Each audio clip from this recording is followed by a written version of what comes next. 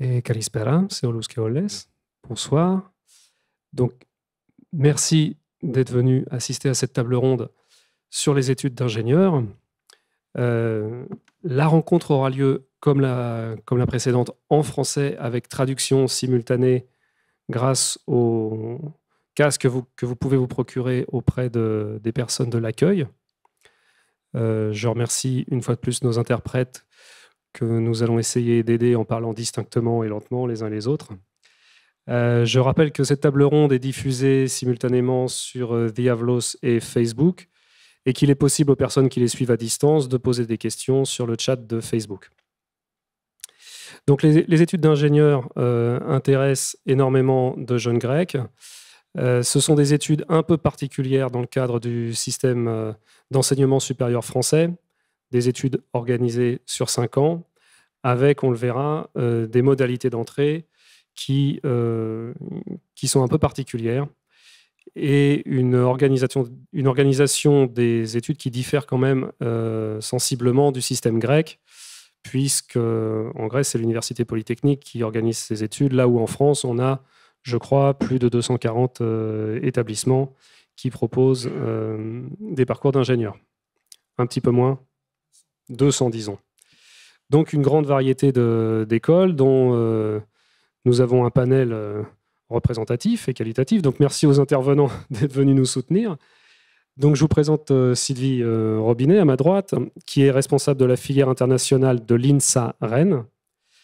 Alexis Michel, à sa droite, qui est directeur de l'ENIB, donc de Brest, et également président de la commission internationale de la CDFI, conférence des directeurs des écoles françaises d'ingénieurs. Voilà. Sotiris Manitsaris, qui est dans un environnement familier, est directeur EMOV, donc Amin Paritech.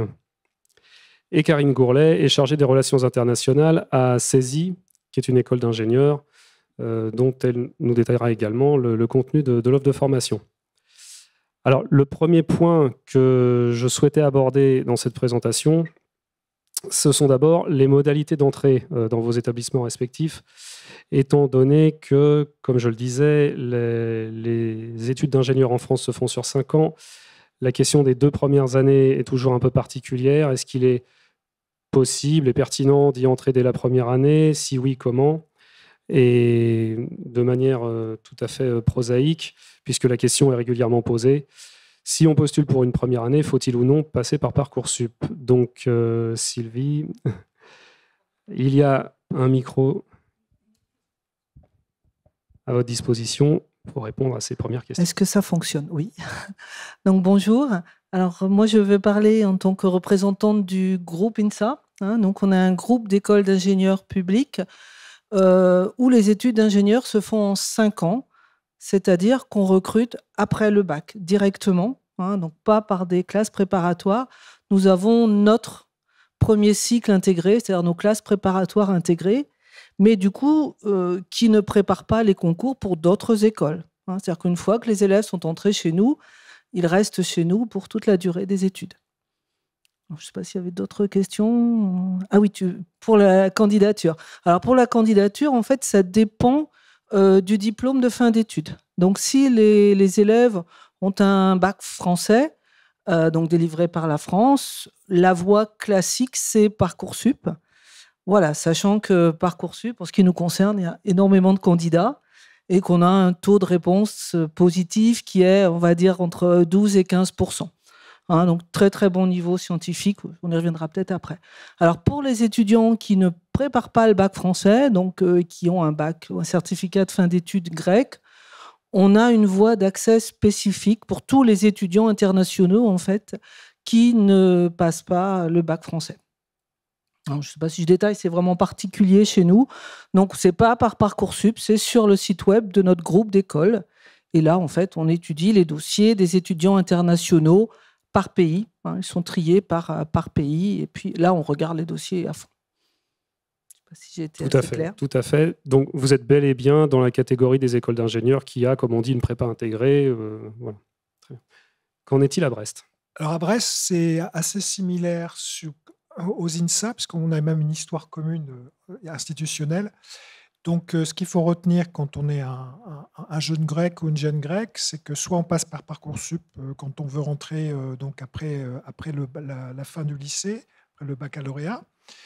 Et quand on est, pour préciser donc la voie, quand on n'est pas, vient d'un établissement grec, à ce moment-là, nous avons une voie qui est un peu plus directe, c'est-à-dire qu'entre la fin mars et la mi-avril, on demande à des étudiants qui veulent, à des lycéens candidats, de nous envoyer directement un dossier avec leurs notes de lycée, avec des lettres de recommandation de leurs enseignants. Et à ce moment-là, on va rentrer en contact avec le lycée et on va regarder un petit peu les conditions de réalisation du parcours pédagogique de l'élève et on décidera avec le lycée si nous prenons ou pas l'étudiant. C'est un peu une procédure un peu à la carte, mais qui a montré beaucoup d'efficacité. On est vraiment très confiant dans cette mesure et nous avons aujourd'hui deux jeunes Grecs qui sont arrivés dans ces conditions.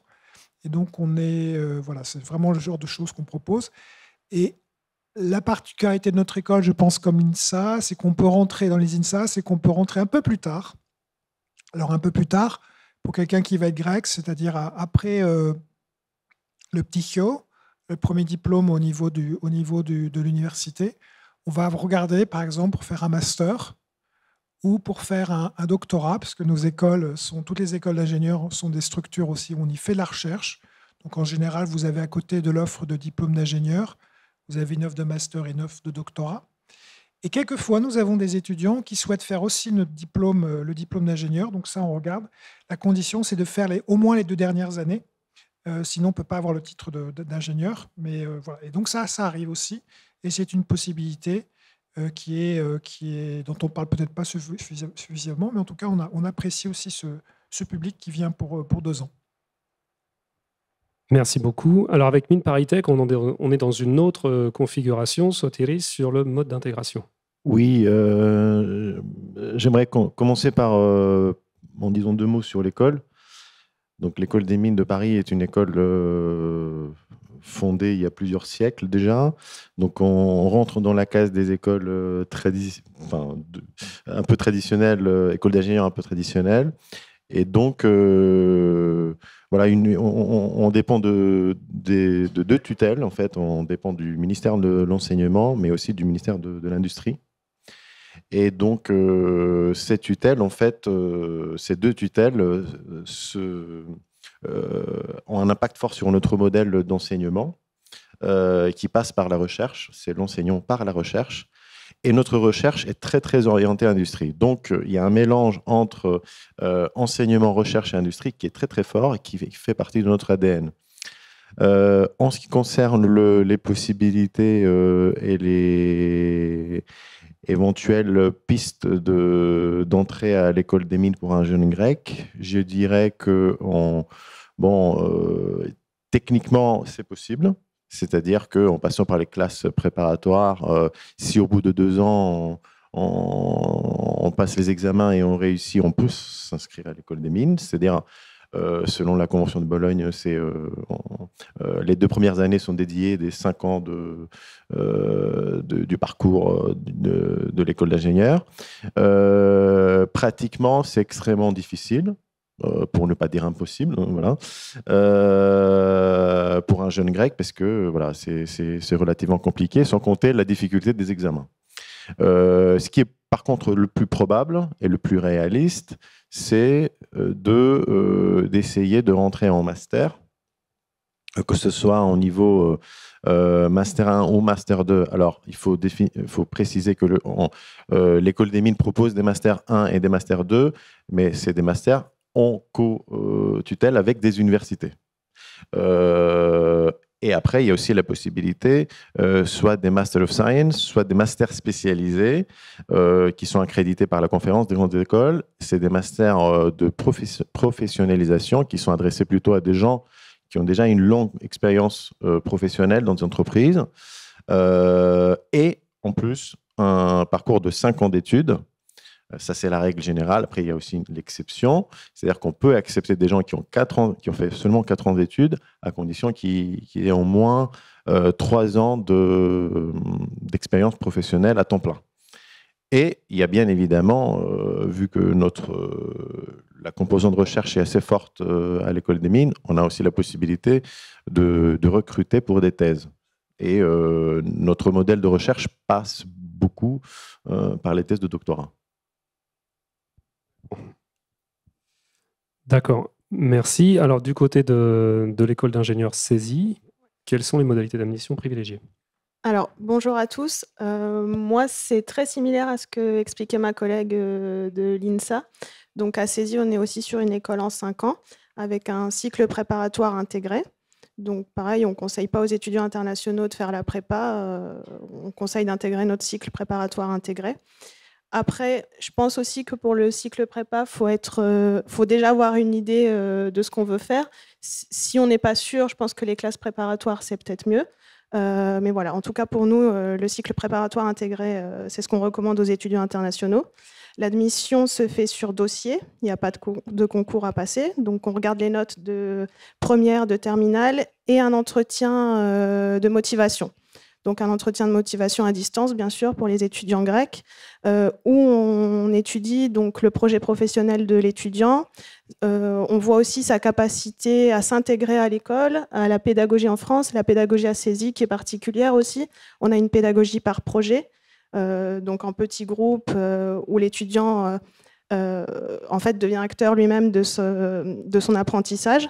Donc voilà, on regarde un peu toutes ces choses-là, pas que les notes. Les notes sont importantes, bien sûr, surtout les notes scientifiques, mais on regarde vraiment, on fait très attention à l'entretien de motivation.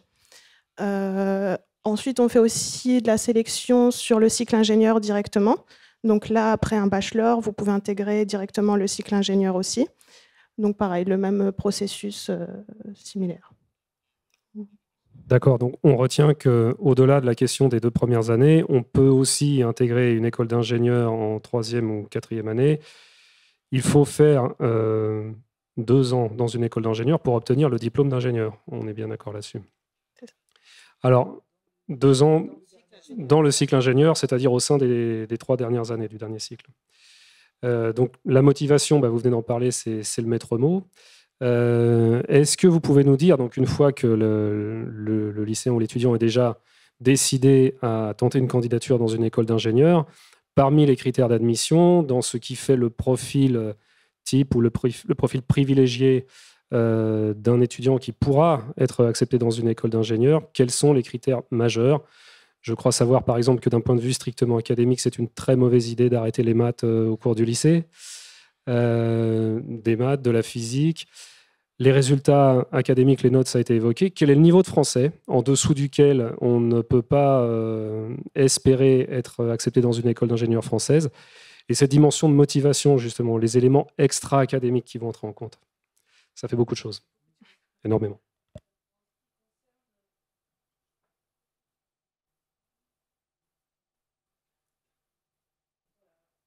Non, assez. Alors, en ce qui concerne le niveau de français, donc ça dépend. Enfin, clairement, au niveau du groupe INSA, via Parcoursup, il faut pouvoir suivre les cours en français. Donc, c'est B2 minimum, C1 conseillé. Dans les filières internationales, on a des cours de français pour les étudiants qui ont fait un tout petit peu de français, c'est-à-dire niveau A1, A2. On a des semestres préparatoires, on a des écoles d'été. Donc, on met en place des dispositifs pour les élèves qui ne sont pas encore B2 en français. Mais pour suivre les cours, classiquement, c'est le minimum pour les écoles dont les cours sont en français. Et pour les écoles dont les cours sont en anglais, c'est la même chose. Donc ça, c'est pour le langage. Alors, pour ce qui est des critères, donc là encore, ça dépend, parce qu'en ce qui nous concerne, sur Parcoursup, clairement, ce sont les notes. Nous, on a des dizaines de milliers de candidats, donc on ne peut pas lire tous les dossiers, c'est pas possible. Donc, c'est les résultats de première qui sont très, très importants, et les quelques résultats de terminale que l'on a, et essentiellement les résultats scientifiques. Je suis désolée, mais on a une très forte composante maths-physique pendant les 2 années préparatoires. Donc, si on veut que les élèves suivent bien ces 2 premières années, il faut qu'ils aient un très bon niveau en maths et en sciences physiques. Donc, en français, en anglais. Après, bien sûr, on va regarder d'autres choses, mais il y a quand même un gros poids sur les sciences. Donc, pour ce qui est des lettres de motivation, sur Parcoursup, nous, on n'a pas le temps de les lire.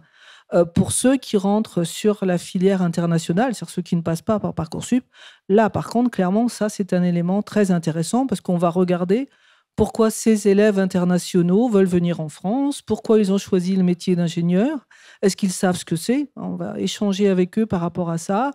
Et puis, comment ils se placent par rapport à l'international? Est-ce qu'ils sont déjà relativement autonomes? Enfin, tout ça. Et puis ce qu'ils veulent faire surtout. Donc là, pour ces élèves-là, c'est extrêmement important. Donc tous les petits plus qui peuvent différencier un candidat par rapport à un autre, toutes les choses qu'il fait en plus qui montrent que c'est un candidat qui peut être très intéressant pour l'école. Y compris dans ses activités Bien extrascolaires. sûr, oui, ce que j'appelle les petits plus, voilà, c'est les activités extrascolaires. Donc la lettre de motivation, il ne faut pas qu'elle fasse 4 pages. On ne lira pas 4 pages. Il faut bien penser qu'on a beaucoup de dossiers à étudier. Il faut vraiment aller à l'essentiel. Qu'est-ce qui est important de présenter dans le CV, en fait? Qu'est-ce qui est important de présenter? Est-ce que c'était toutes les questions? Je pense que oui, pour l'essentiel. Je passe. Alors, comment ça se passe à Brest? Ça va se passer de manière un peu similaire et sans surprise parce que, en fait, au niveau de la formation, toutes les écoles d'ingénieurs, d'ailleurs, elles s'appellent des écoles d'ingénieurs parce qu'elles ont été accréditées par une commission qui s'appelle la Commission des titres d'ingénieurs, où nous devons suivre un certain cahier des charges, comme on dit, et beaucoup d'éléments évoqués sont contenus dans ce cahier des charges. Donc la question de la langue, que ce soit l'anglais pour les étudiants qui viennent du système français, si on n'a pas le niveau B2 en sortie de cursus d'ingénieur, un B2 plus vers C1, certifié, le diplôme n'est pas donné, tout simplement. Et pour les étudiants étrangers, de la même façon, le niveau minimal, il y a un niveau pédagogique d'admission, mais il y a un niveau aussi de sortie qui est aussi, de mémoire, le B2. Voilà, donc ça, c'est réglé, c'est partout, dans toutes les écoles. Et là, pour le processus de sélection, il va varier aussi à la marge. On est toujours à peu près sur un équilibre entre des compétences scientifiques démontrées, même si la réforme du baccalauréat en France avait comme principe de pouvoir ouvrir à des profils un peu moins mathématiques, un peu moins physiques, des carrières, des parcours de formation d'ingénieur, mais l'expérience montre que c'est marginal et que ça l'était déjà avant. Donc, ce n'était peut-être pas forcément la peine de réformer le baccalauréat pour ça. Mais ça, c'est un dialogue franco-français. Et la question, donc, quand on a un public donc, de jeunes Grecs qui veut venir dans nos écoles, dans nos établissements, la question de la motivation, elle va prendre un poids un peu plus important. C'est vrai que là, la lettre de motivation, bien la tourner, bien expliquer à partir d'éléments personnels. Il s'agit justement de ne pas reproduire des choses qu'on a apprises à partir d'un certain nombre de canons qu'on nous a un petit peu imposés. Ce qui nous intéresse, c'est de voir en quoi l'élève est autonome. Et puis, dans une école comme la mienne, ce qui va nous intéresser, c'est sa capacité à s'adapter à toutes les situations. Nous formons des ingénieurs qui ont la réputation d'être extrêmement adaptables. Et notre pédagogie est une pédagogie de l'adaptation. Nous faisons rencontrer à nos étudiants des publics extrêmement variés, y compris des syndicalistes comme des chefs d'entreprise. Nos étudiants vont être déplacés dans des situations qu'ils ne connaissent pas. On va parler tout à l'heure de la mobilité internationale, mais il y a un concept que j'aime bien aussi, c'est la mobilité sociale. Nous poussons les étudiants à aller voir des gens qui ne connaissent pas. Et ça se passe, on va revenir aussi dans les stages. Et en sortie, nos étudiants, nos diplômés sont tout de suite repérés par des entreprises parce qu'ils savent parler à tout le monde dans une entreprise et à l'extérieur des entreprises. Et ça veut dire avoir quand même cette fibre un petit peu d'ouverture, pas un petit peu, mais une fibre d'ouverture très tôt, et l'identifier, pour nous, c'est fondamental. Il ne faut pas se tromper quand on vient dans l'école, il faut savoir s'adapter. Et les élèves qui ne réussissent pas dans notre école sont souvent à cause de difficultés justement à s'adapter à des situations complètement nouvelles. Voilà. D'accord. Alors, les critères qui permettent à un étudiant étranger d'intégrer mine. Oui, alors, je voulais revenir à un point qui me semble être important vu que nous sommes en Grèce, c'est que, au contraire du système grec, en tout cas le diplôme qui est délivré par les mines, c'est un diplôme d'ingénieur généraliste. Alors qu'en Grèce, on a des départements spécifiques sur le electrical engineering, je vais le dire en anglais, l'ingénierie en chimie ou génie industriel, etc. etc. En tout cas aux mines, je peux même dire un mot sur l'école des Pans parce que j'ai un pied aussi dans l'école des Pans. C'est pareil, c'est des écoles qui délivrent des diplômes généralistes. Alors ça peut paraître assez étrange pour un jeune grec, mais au final, c'est normal parce que, en fait, c'est à travers les cours qu'on obtient une certaine spécialisation. Et au-delà de ça, il y a aussi l'établissement qui met aussi sa réputation et sa réputation qui vient rajouter un peu sur la spécialisation des gens. Donc, il n'y a pas, même si c'est un diplôme généraliste, ça ne pose pas de problème dans la vie d'un point de vue de recherche d'emploi ou quoi que ce soit. Donc, j'aimerais revenir un peu avant de revenir sur les SME Masters, parce que mine de rien, pour les mines, c'est le chemin le plus probable. Oui, je confirme qu'il faut que la personne soit relativement et un niveau en maths assez fort. Voilà. Que ce soit maths théorique ou maths appliquées, voire physique, etc. Mais c'est les maths. Et ça, c'est pareil pour les masters. Alors, encore depuis mon expérience, j'aimerais aussi assister, puisqu'on parle de niveau master, tous les départements universitaires en Grèce ne proposent pas de stage, y compris pour les écoles d'ingénieurs en Grèce. Et nous, en tant que mine, on n'a pas de règle qui dit on ne va pas recruter quelqu'un parce qu'il n'a pas fait de stage, mais dans la pratique, on ne va pas le recruter. Parce que entre une longue liste de cours suivis à l'université ou à l'école d'ingénieur en Grèce et une liste un peu moins longue, mais aussi des expériences parallèles en entreprise ou en stage ou autre. La deuxième option, elle est bien plus, nous donne beaucoup plus de chances pour qu'on soit recruté par les mines ou par les ponts ou par Polytechnique. Et bien sûr, le niveau d'anglais est important. Mais je pense que le niveau d'anglais pour les jeunes grecs est suffisamment élevé. Et à l'intérieur aussi, pour revenir aux maths, on est aussi nos cours, parce qu'on est très axé aussi nouvelles technologies, intelligence artificielle, robotique, énergie renouvelable. Les mathématiques représentent quand même une bonne partie des cours et des modules de nos différents parcours. Donc voilà un peu l'éventail des choses. Et je confirme aussi la lettre de motivation. Et la lettre de motivation, c'est pas juste de reprendre, de proposer une lecture différente du CV. C'est en plus de ça, c'est de prouver pourquoi nous et pas quelqu'un d'autre. Pourquoi on choisit les mines, pourquoi on choisit cette école d'ingénieurs, quelles sont nos compétences, qu'est-ce qu'on peut aussi, même si ça peut paraître un peu lointain pour un jeune, qu'est-ce que je peux apporter à l'école? Si, il faut aussi se mettre dans la perspective de quoi moi, en tant qu'étudiant, je peux apporter à l'école, à la communauté des scientifiques, etc. Donc tout ça, c'est important. Et quand on parle d'une lettre de motivation, on n'entend pas le mail, le texte du mail avec un CV en pièce jointe. C'est pas ça une lettre de motivation. Une lettre de motivation, c'est une lettre qu'on rédige avec notre prénom, notre nom, nos coordonnées, avec une signature et avec une synthèse à la fin. Bref, voilà. Tout ça, c'est extrêmement important. Ça peut paraître comme étant du détail, mais au contraire, c'est très important.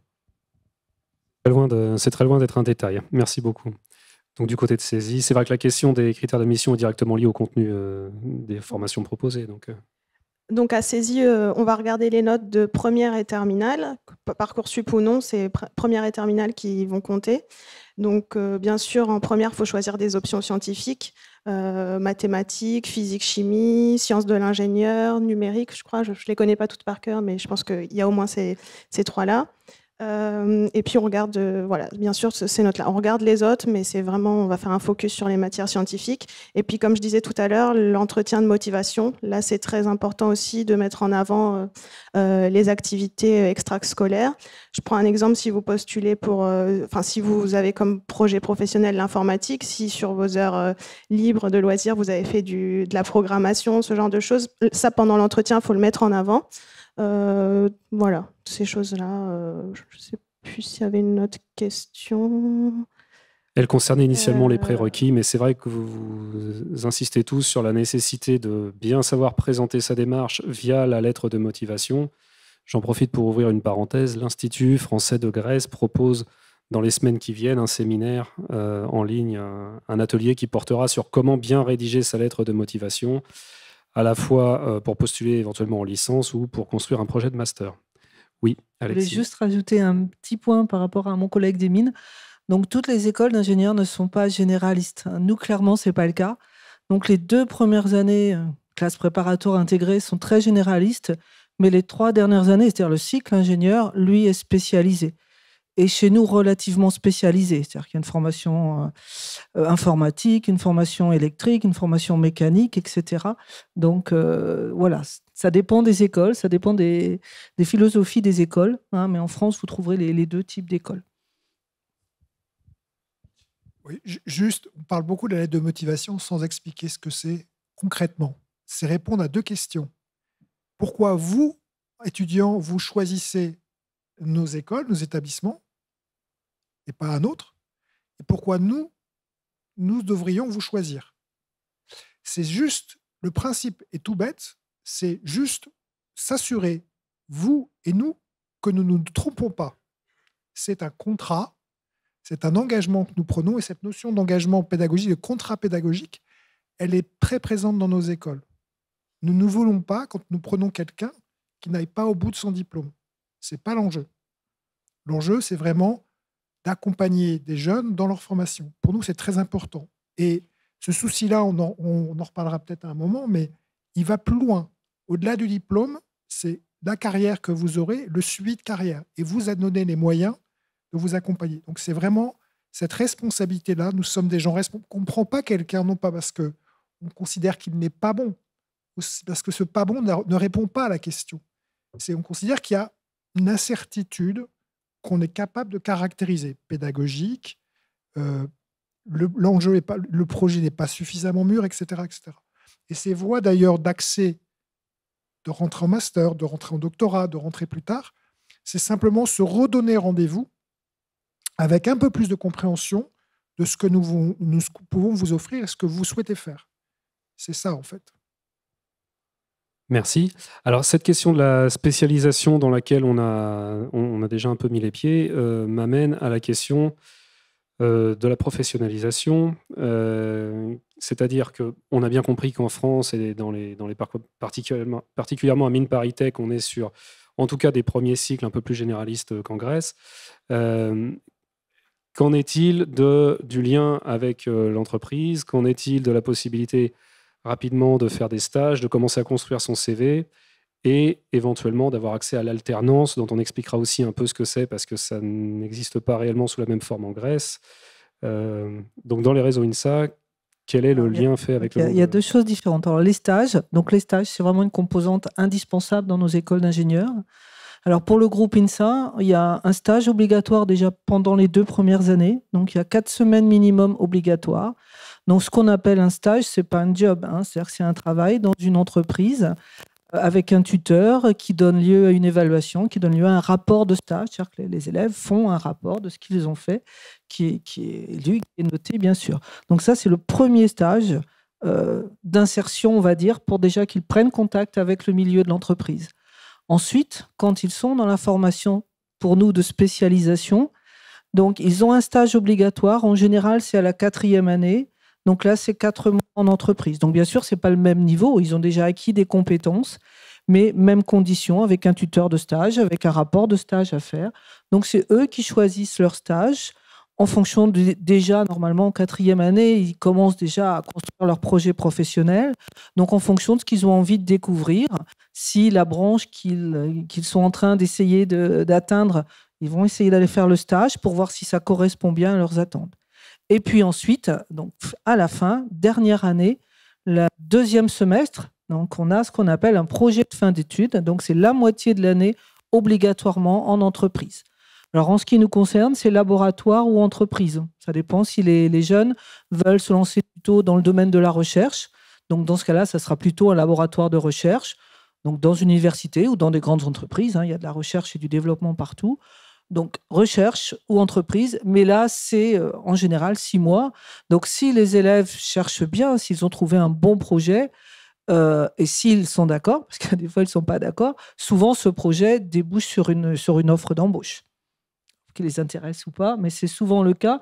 Et nous, c'est ce qu'on leur conseille. Ça leur permet déjà de commencer, d'avoir 1 ou 2 années d'expérience. Puis après, bon, ils évoluent très vite. On a des jeunes, comme vous disiez, qui s'adaptent très vite et qui évoluent énormément, qui bougent beaucoup. Mais alors, les stages, c'est vraiment, pour nous, indispensable. Donc, on a aussi des formations pour les préparer au métier d'ingénieur. Il y a des modules là-dessus, on travaille là-dessus pour leur apprendre les codes, pour leur apprendre plein de choses. Donc ça, c'est pour toute la partie stage, donc c'est vraiment une grosse partie. Après, formation en alternance, c'est autre chose. Donc les formations en alternance, c'est vraiment des cycles à part. Donc en ce qui concerne le groupe INSA, c'est uniquement dans le cycle ingénieur. Donc à partir du cycle ingénieur, on peut choisir une formation traditionnelle ou on peut choisir une formation en alternance. Donc ces formations en alternance, ça dépend des spécialités.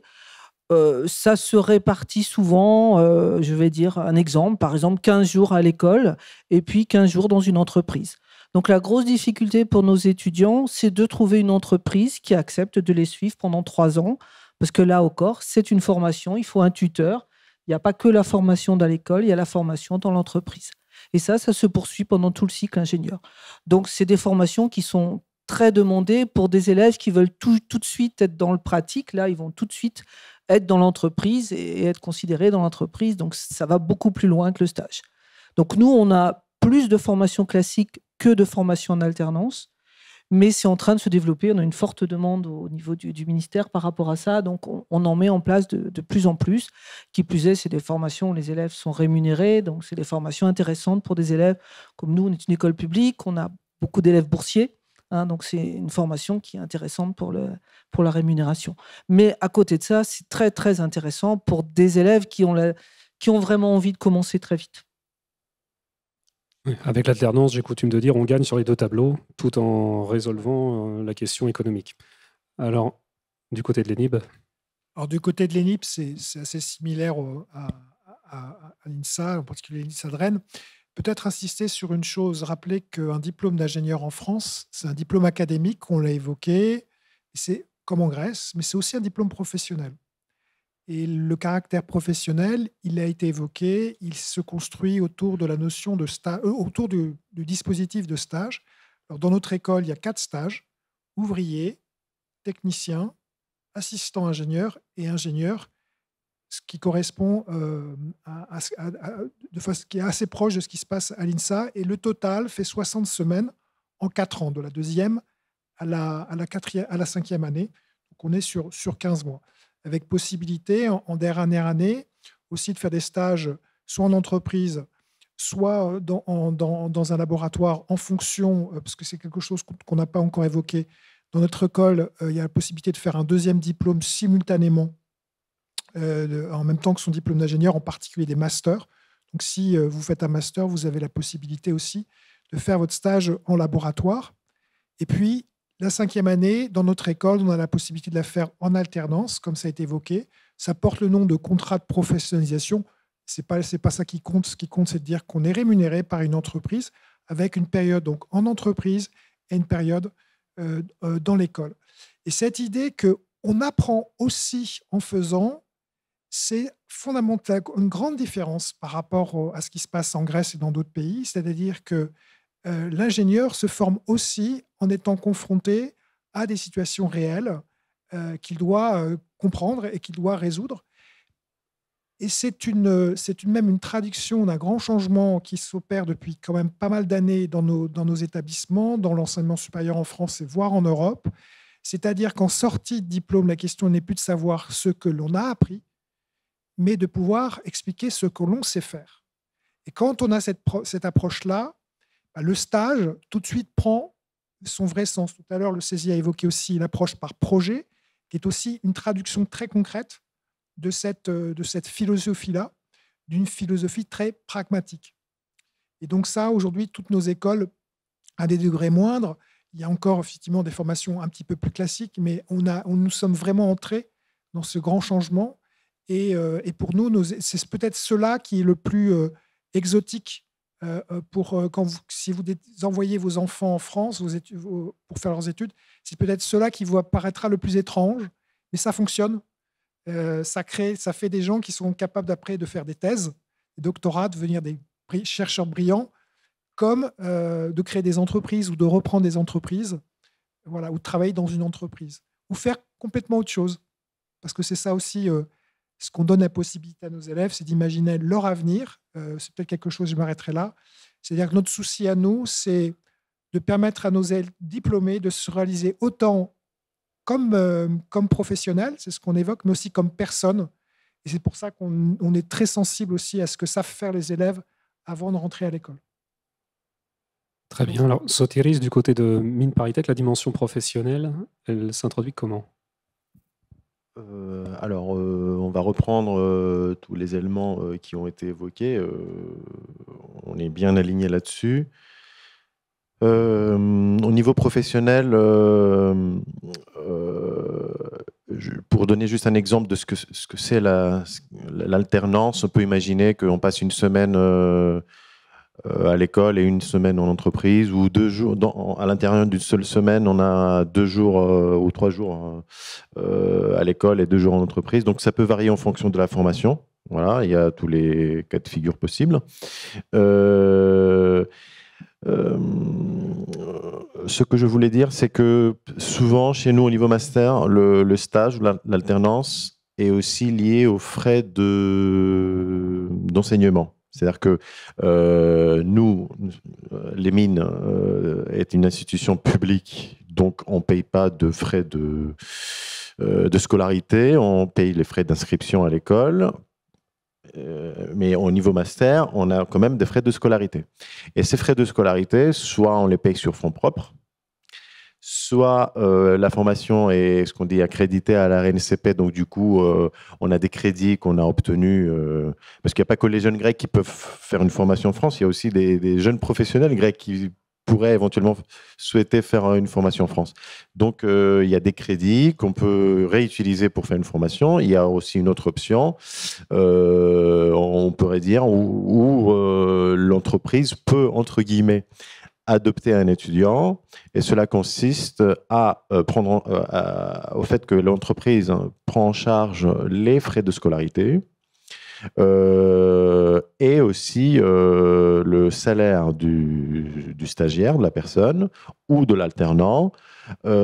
Et aussi, en revanche, l'école donne la possibilité à l'entreprise de proposer des sujets, parce que tout au long de la formation, il n'y a pas que des cours théoriques, il y a aussi des projets, des cours plus pratiques, des travaux pratiques, on va dire.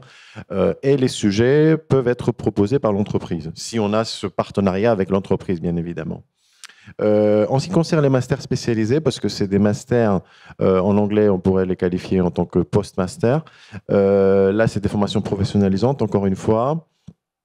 Et juste à titre informatif, mais ce n'est pas un détail, on est obligé d'avoir au moins 50% des modules qui sont proposés par des entreprises. Donc, les cours dans les masters spécialisés, dans tous les établissements qui sont accrédités par la Conférence des grandes écoles, doivent proposer des masters spécialisés qui, dont la moitié des cours, soient proposés par les entreprises. Et du coup, les élèves sont aussi, les étudiants sont aussi encadrés par un tuteur industriel et un tuteur académique. Ça montre quand même l'importance de ce lien entre la théorie et la pratique, on va dire. Du côté de CESI ?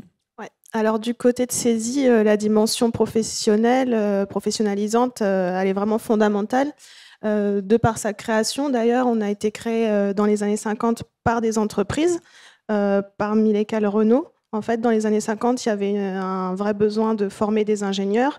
Et donc, ces entreprises-là ont eu l'idée de prendre des techniciens pour les transformer en ingénieurs. Donc nous, on a commencé par l'apprentissage. En fait, on fait un peu le contraire que les écoles d'ingénieurs actuellement, mais on a commencé par l'apprentissage pour transformer des techniciens en ingénieurs. Donc maintenant, on a aussi le statut étudiant, bien sûr, mais notre grosse majorité d'étudiants ingénieurs sont sous apprentissage. Donc pareil que l'INSA sur le cycle ingénieur à partir de la 3e année. La pédagogie aussi, bien sûr, comme on a dit, par projet, qui a été pensé pour préparer les jeunes au monde de l'entreprise. Ça, c'est quelque chose qui est apprécié par les entreprises, que ce soit pendant les stages ou à la sortie, quand ils sont embauchés. On a des étudiants qui sont déjà en mode projet, qui savent déjà travailler en groupe et en entreprise. Et dernière chose, donc au niveau des stages, pareil, il y en a tout au long des 5 années d'études. À partir de la 2e année, il y a un stage obligatoire, 3e année aussi. En 4e année, il y a un stage obligatoire à l'international, mais ça, on va en reparler aussi. Et puis la 5e année, le dernier semestre, le projet de fin d'études aussi en entreprise pendant 6 mois. Donc voilà. Oui, donc oui. Un petit complément parce que on est très axé quand même en mine, très axé doctorat. Alors, on propose bien évidemment, on a beaucoup de sujets sur des doctorats. Et une autre particularité française par rapport au système grec, c'est les thèses académiques et les thèses CIFRE. Alors, les thèses académiques, c'est des thèses classiques, on va dire, pour faire simple, alors que les thèses CIFRE, c'est des thèses de doctorat qui sont financées par l'entreprise, qui sont aussi subventionnées par l'État, mais ça, c'est un détail. Et donc, du coup, le doctorant est recruté par l'entreprise pour faire une thèse. Il partage son temps entre le laboratoire de recherche et l'entreprise. Il n'y a pas d'engagement de la part de l'entreprise de recruter par la suite, après la fin de la thèse, la personne, mais dans la majorité des cas, c'est ce qui se passe, hein, c'est-à-dire l'entreprise, finalement, puisque grâce à son aide financière, elle a formé sur des sujets très pointus une personne, et ben elle arrive par le recruter la personne parce qu'elle en a besoin. Donc ce format est très récurrent, très largement utilisé, et ça peut répondre à certains profils de jeunes grecs qui souhaitent faire une thèse sans pour autant continuer avec une carrière académique.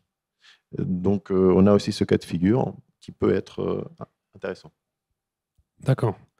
Alexis, je ne sais pas, c'est Oui, brièvement quand on va passer aux questions du public. C'était juste une donnée pour illustrer l'efficacité de nos formations.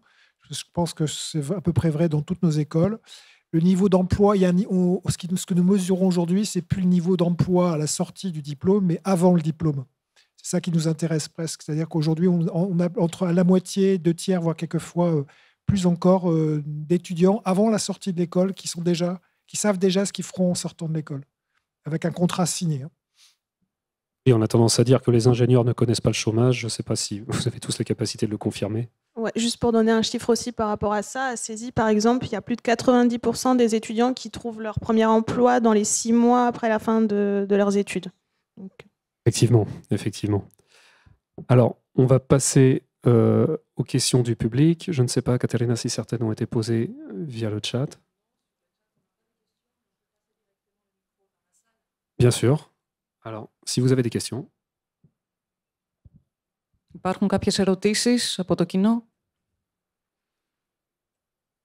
Νομίζω ότι όλα ήταν κατανοητά. Tout était clair? Merci beaucoup. Après le bac international, il faut aller via Parcoursup pour faire l'application, ou le bac international, c'est ce que vous dites, les étudiants internationaux? Alors, alors, je ne sais pas ce que vous appelez le bac international. Il y a en Europe quelques écoles qui délivrent le bac international IB. Oui. Donc, il n'y en a que quelques-unes. Et en ce qui nous concerne, on a qu'on appelle ça, une voie d'accès spécifique pour les IB. C'est spécifique. Oui, Alors, voilà. Mais c'est vraiment des écoles accréditées. Hein. Il y en a quelques-unes. Moi, j'en connais qu'il y en a une à Genève. Enfin, il y en a quelques-unes en Europe. oui. Voilà. Et en Grèce aussi, il y en a 15. Et... Elles ne sont pas toutes accréditées chez nous. Hein. Oui, et je veux deux. Non. Non. Non. Ah, elles ne sont pas accréditées. Non, il y a en Europe quelques écoles enfin, en ce qui concerne le groupe INSA, hein, Oui. qui ont accrédité des écoles qu'on appelle des écoles à parcours international. Ah, alors vous n'acceptez pas des étudiants, des élèves? Alors, donc, ceux-ci passent. Alors, voilà, en fait, chez nous, c'est un petit peu compliqué parce qu'il y a plusieurs chemins d'accès en fonction des études. Donc, c'est vrai que la voie majoritaire, c'est Parcoursup. Et après, en fait, en fonction des caractéristiques des élèves, on a plusieurs voies d'accès. Donc là, avec ce genre de bac, c'est l'accès par les filières internationales et le jury spécifique. Ah, ok. Merci beaucoup. C'est pour tous la même... C'est pour le groupe Même INSA. cas? Je laisse répondre. Non, c'est ça la philosophie, c'est que de toute façon, on trouvera un moyen. Voilà, encore une fois, quand il y a un bon profil, c'est pas Parcoursup, ça c'est sûr. C'est un parcours spécifique. Donc, dans ces cas-là, il suffit de se renseigner auprès de l'établissement directement et on vous expliquera la voie qui correspond. Et encore une fois, quand il y a un bon profil, en dehors effectivement des voies réglementées, les voies parcours, en général, chaque école a une voie réglementée. Et on ne peut pas y déroger quand le profil de l'étudiant, du candidat, correspond à cette voie réglementée. Mais dès et c'est souvent le cas pour les étudiants internationaux, c'est très dérogatoire. Donc là, chaque établissement va proposer une voie spécifique. Et si il y a un profil, une situation qui ne correspond pas à ce qui a été prévu, si le profil est bien, on trouve toujours une solution. On ne laisse jamais un bon candidat sans solution. Ça, c'est sûr. Merci. Pardon ? C'est le nôtre, regardez. Alors, je ne pourrais pas vous renseigner pour les mines. Je ne peux pas vous donner un niveau de détail équivalent. Il faudrait que vous vous rendiez aussi de l'école des mines pour voir un peu, parce que c'est quand même des cas relativement exceptionnels. C'est pas la voie la plus. Enfin, c'est pas ce qui arrive le plus souvent. Donc, je peux pas vous donner une réponse sûre. Je pense que ça concerne surtout les écoles en 5 ans, en fait. C'est les écoles qui recrutent après le bac. Ouais. Et je pense que la majorité des écoles d'ingénieurs en France recrutent des étudiants internationaux. Donc, dès qu'on recrute des étudiants internationaux, clairement, on est obligé de mettre en place des voies d'accès dédiées à ces étudiants internationaux. Bon, voilà. Donc, je pense que c'est partout Oui, c'est pareil. pareil. Nous, c'est soit Parcoursup, soit en direct. Donc, si le lycée n'est pas connecté à Parcoursup, alors vous candidatez sur le site internet en direct, quoi. Merci.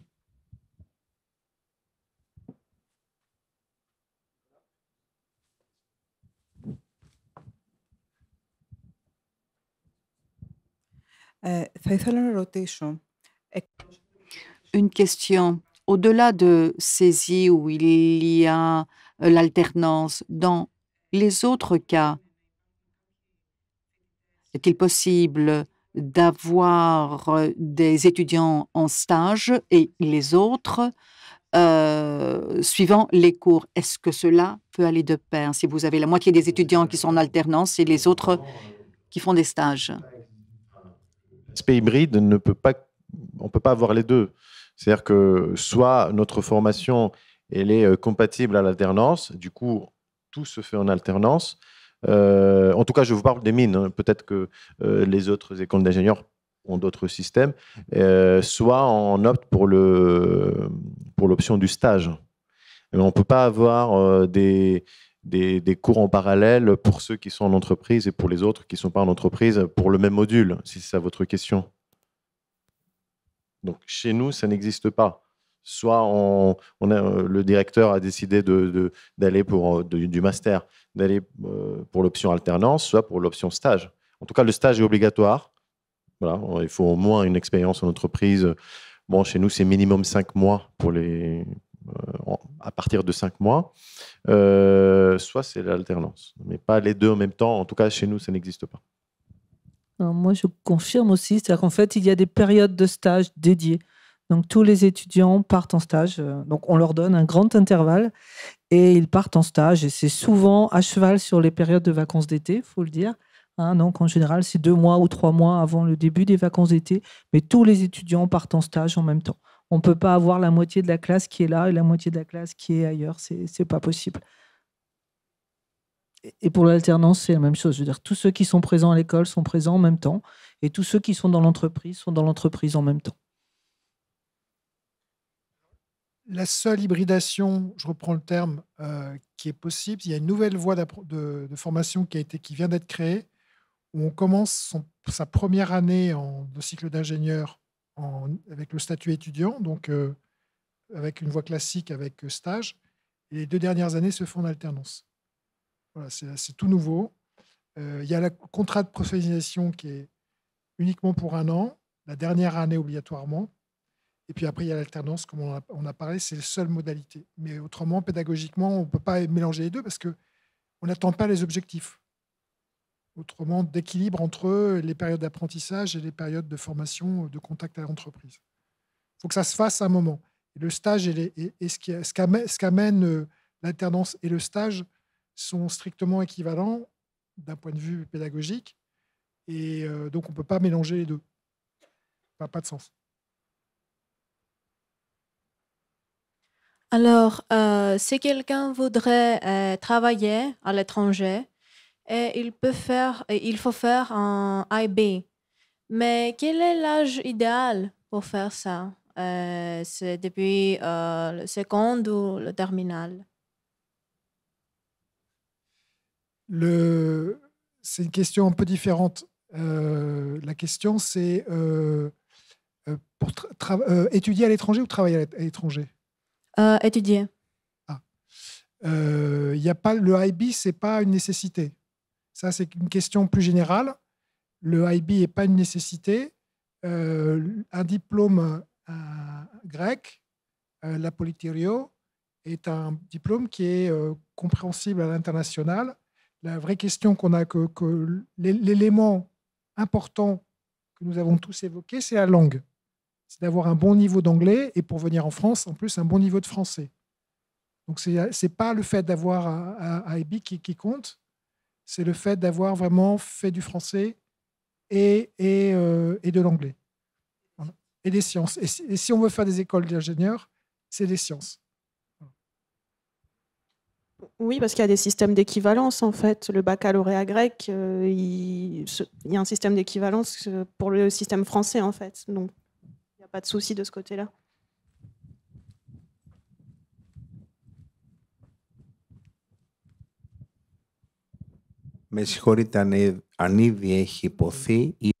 Je m'excuse si la question a été posée. L'architecture, est-ce qu'elle relève des écoles d'ingénieurs? En ce qui concerne le groupe INSA, on a 2 choses. C'est-à-dire qu'on a 7 écoles. On en a une qui est à Strasbourg, qui est accolée avec une école d'architectes. Donc, l'école d'architectes, pour rentrer, c'est sur concours et c'est niveau bac plus 1. C'est-à-dire qu'en général, on fait une année de classe préparatoire pour préparer le concours d'architecte. Et après, l'école d'architecte, c'est 6 ans, je crois. 6 ans. Voilà, donc ça, c'est les écoles d'architectes. Il y a beaucoup d'écoles d'architectes en France. Je dirais que dans chaque grande ville, il y a une école d'architectes qui sont distinctes des écoles d'ingénieurs, qui sont plutôt orientées design, entre guillemets. Alors, en France, il n'est pas toujours facile de trouver du travail en tant qu'architecte. Il y a beaucoup d'architectes et beaucoup moins de cabinets d'architectes qui fonctionnent. Donc, il a été mis en place il y a une dizaine d'années, je pense, ce qu'on appelle des doubles diplômes ingénieurs-architectes. Donc, nos écoles d'ingénieurs émargent à ce système de double diplôme ingénieur-architecte, c'est-à-dire qu'en fait, il faut rentrer dans l'école niveau bac, donc il n'y a pas de concours, c'est sur dossier, toujours les mêmes caractéristiques. 2 années généralistes et à partir de la 3e année, le département de spécialité de génie civil propose un double diplôme accolé avec l'école d'architecture qui est dans la ville. Donc nous, à Rennes, c'est avec l'école d'architecture de Bretagne Voilà, dans chaque grande ville, il y a une école d'architecture. Donc, c'est un double diplôme.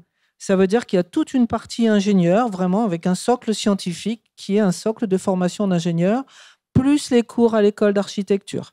C'est du travail. Hein, par contre, c'est un double diplôme, donc c'est très valorisant. Et après, le diplôme d'ingénieur, on continue. Il y a encore une année, voire une année et demie, voire 2 années, ça dépend des accords, dans l'école d'architecture. Donc, c'est très reconnu en France parce que ça ouvre plus de voies pour les jeunes pour trouver du travail, puisque ça fait une double compétence.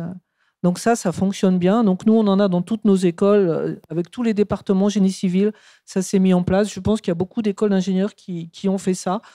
Voilà, c'est pas la même formation. C'est-à-dire qu'on a vraiment une grosse formation scientifique à côté. Hein, ce n'est pas uniquement une formation une formation architecte, pardon. J'ai un complément un peu philosophique. Il y a 2 approches de l'architecture en Europe. Il y a une approche ingénieur et une approche art. Peut-être en grec, ça va poser peut-être un problème de traduction, design. En France, traditionnellement, on était plutôt du côté art. Et la Grèce, à cause de la construction du système universitaire à travers l'Allemagne, vous avez plutôt hérité d'une approche allemande, qui est plutôt technique, ingénierie. Voilà. Et ce qu'on est en train d'expliquer, c'est que petit à petit, l'architecture rejoint l'ingénierie en France. Donc c'est un changement de philosophie et qui se fait à cause de l'état du marché du travail, presque. Voilà. Donc c'est pour juste préciser le sens de l'origine de la réponse, mais c'est un phénomène qui est récent et qui est très intéressant.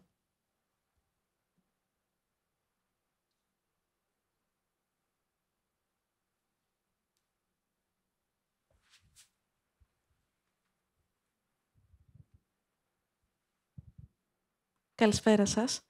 Εγώ σπουδάζω αυτή τη στιγμή. Bonjour, je fais des études d'ingénieur en Grèce, ingénieur mécanicien. À votre avis, est-ce qu'il serait mieux que quelqu'un qui ait fait ses études ici s'inscrive en France avant la fin des études ou vaut mieux qu'il fasse un master? Moi, à partir du moment où vous avez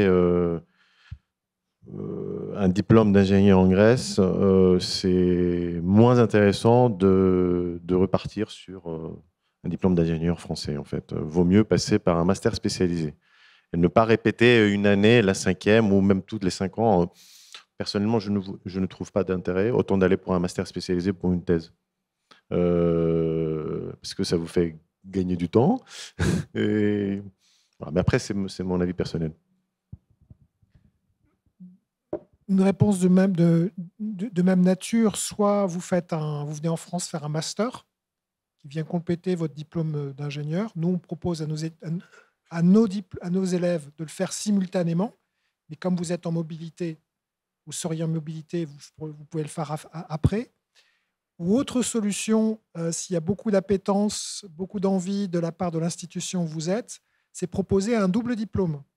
C'est-à-dire que vous allez faire votre diplôme dans votre école, de votre université plutôt, et dans nos écoles. Nous avons par exemple, mais je pense que c'est le cas, de toutes les écoles en France d'ingénieurs, nous avons 25 parcours de double diplôme.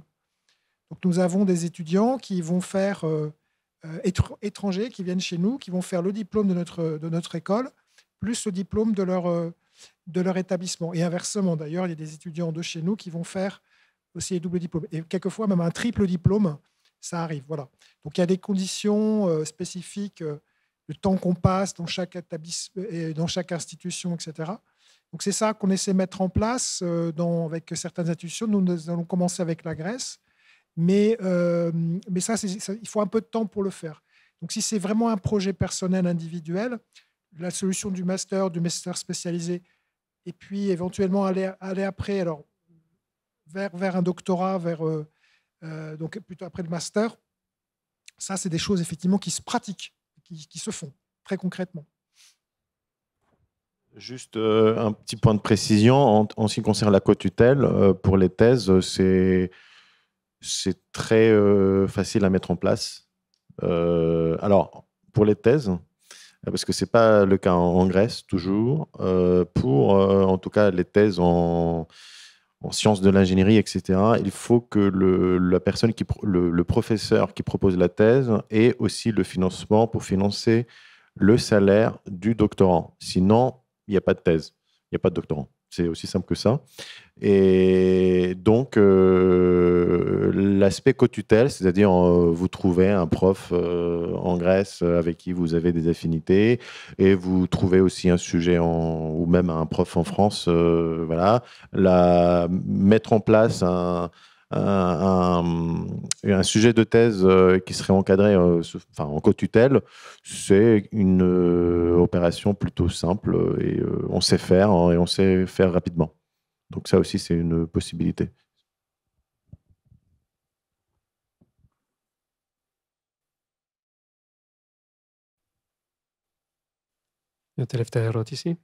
Dernière question, s'il vous plaît. Bon.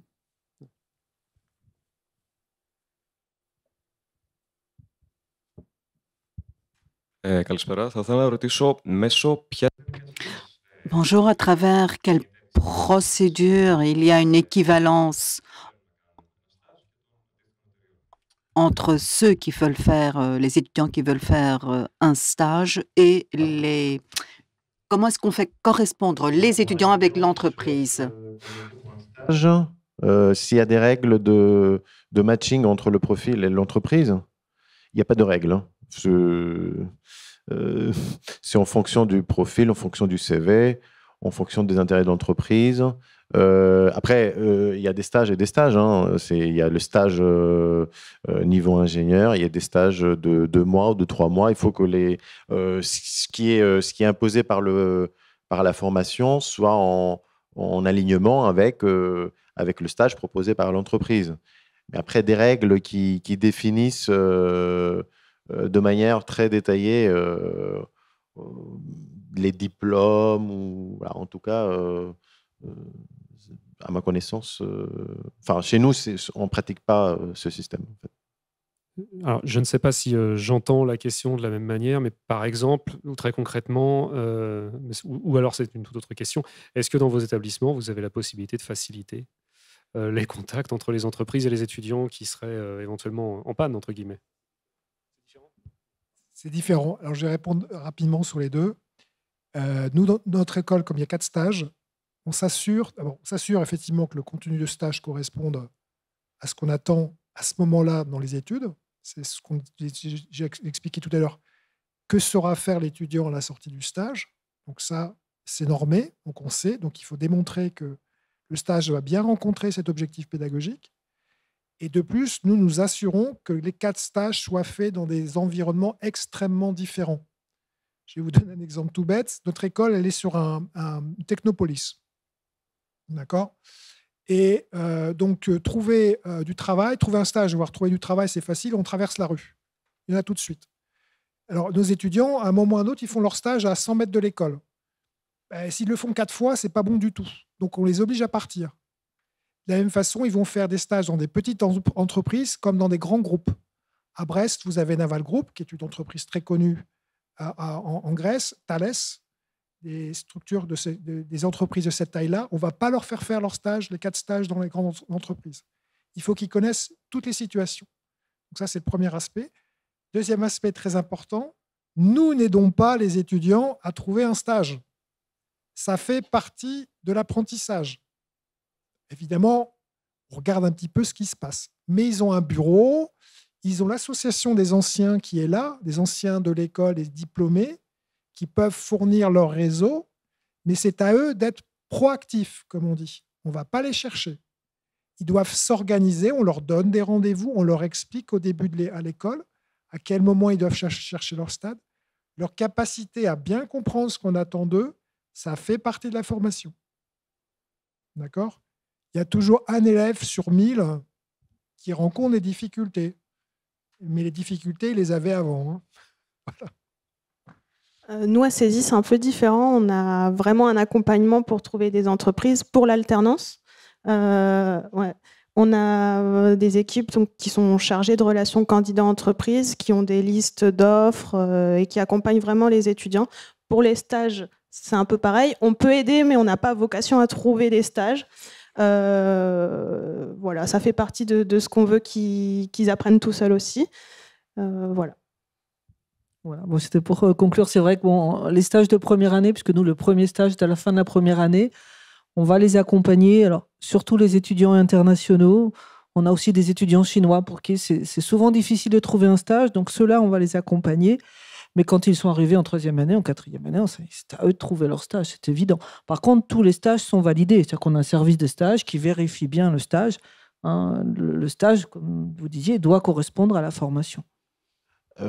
Juste un petit complément, c'est-à-dire qu'il ne faut pas non plus espérer qu'on fait une seule candidature, on est retenu. Hein. Oui, il faut passer, il faut apprendre à candidater, il faut apprendre à rédiger des lettres de motivation, il faut apprendre à adapter ou pas le CV en fonction du sujet, à mettre en avant les compétences attendues par le sujet de stage et la personne du côté de l'entreprise. Mais oui, on laisse pas effectivement, on laisse pas les étudiants seuls dans la nature, mais en même temps, si on voit pas au moins 15 ou 20 tentatives de candidature pour trouver un stage, et ben là, ça veut dire qu'il y a un problème. Donc, Pour préciser ma réponse tout à l'heure, je parlais pas je disais qu'il n'y a pas d'accompagnement individualisé. L'accompagnement, il est institutionnel, c'est-à-dire apprendre à savoir faire une lettre de motivation, un curriculum vitae. Ça, on apprend, et en général, ce sont des intervenants extérieurs, d'ailleurs, qui viennent expliquer ce qu'un employeur attend d'un CV ou d'une lettre de motivation. Ce qu'on va faire aussi, je pense que c'est vrai pour tous nos établissements, on va organiser des rencontres entre entreprises et étudiants. Ça, c'est plusieurs fois dans l'année. Ça peut être dans nos murs, comme participer à des événements organisés par d'autres. Des chambres de commerce et de l'industrie, etc., d'autres acteurs institutionnels. Et ça, donc, les étudiants sont invités à participer à ça. Ça peut se faire aussi en ligne. Maintenant, ça se fait aussi de plus en plus des rencontres en ligne. Et c'est des rendez-vous collectifs, institutionnels, prévus dans le programme scolaire. Mais l'accompagnement individuel, ça, c'est autre chose.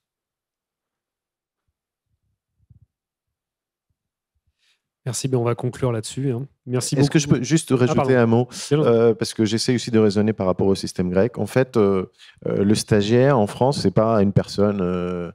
On veut pas en recruter, mais finalement, on reçoit de la pression pour prendre le jeune homme et du coup, on le recrute. Non, au contraire, on a besoin de quelqu'un qui puisse nous aider sur un sujet très pointu et dont on n'a pas la compétence en tant qu'entreprise. Et là, c'est un collaborateur.